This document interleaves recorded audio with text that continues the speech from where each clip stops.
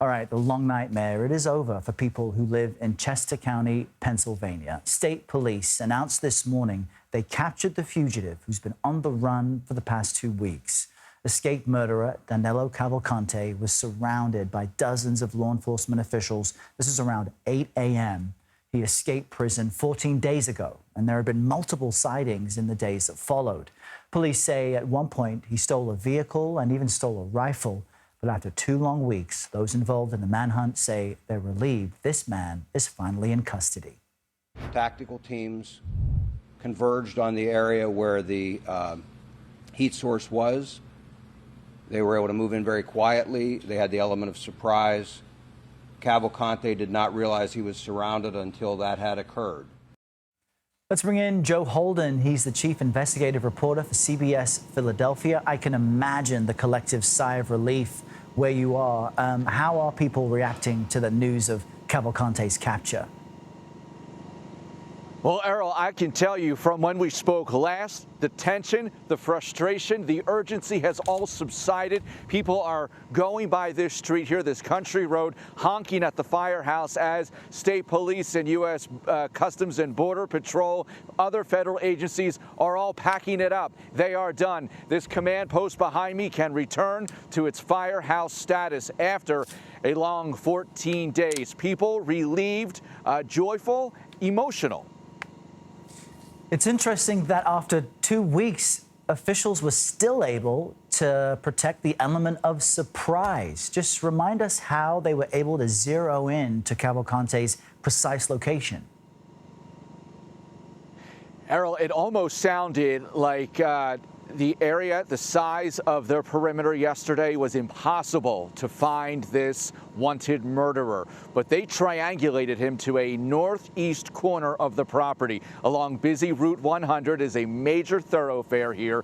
And around 1 o'clock this morning, following a tripped burglar alarm in the area, 1 a.m. aerial assets capture through a device, a heat-seeking device movement. At first, they thought, we're following this, we're tracking this. It wasn't a deer, it wasn't a fox, it wasn't a hot rock. U.S. Marshals tell me they were able to determine that this was, in fact, a human figure moving around. It speeds up from there. They're now following it. But then there was a storm, lightning and thunder, and that aerial asset had to land.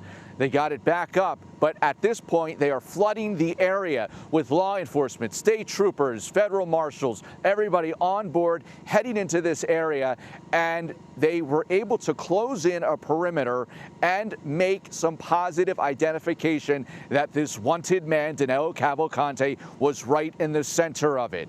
U.S. Border and U.S. Customs and Border Patrol then sent in a canine. The canine was able to subdue Cavalcante. He sustained a flesh wound to the scalp that medics were able to attend to, but they say he still had to be taken into custody under force. He was fighting, he was trying to get away, and he still had that .22 caliber rifle on him. Things were very touch and go, but at 8:18 this morning, Chester County Emergency Management and 911 radio were able to broadcast a message saying that this escaped prisoner was in custody. Quite remarkable details there. I know that many schools were closed in the area. I'd imagine they're going to reopen by tomorrow. You can update me on that. But I'm more curious about the facility Cavalcante's returning to. What changes might take place there to prevent another escape?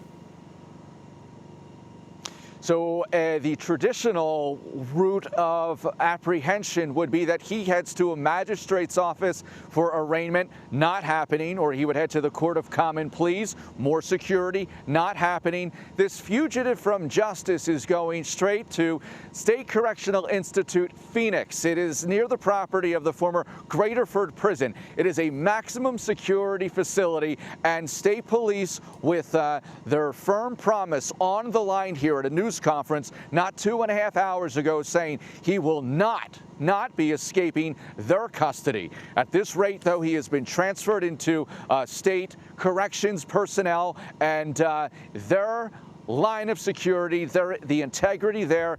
Really, the governor saying without question, Cavalcante will have a lot of eyes on him for the foreseeable future. Exactly what I was going to say, Joe. Everybody will be watching. We appreciate your reporting. CBS News Philadelphia's Joe Holden.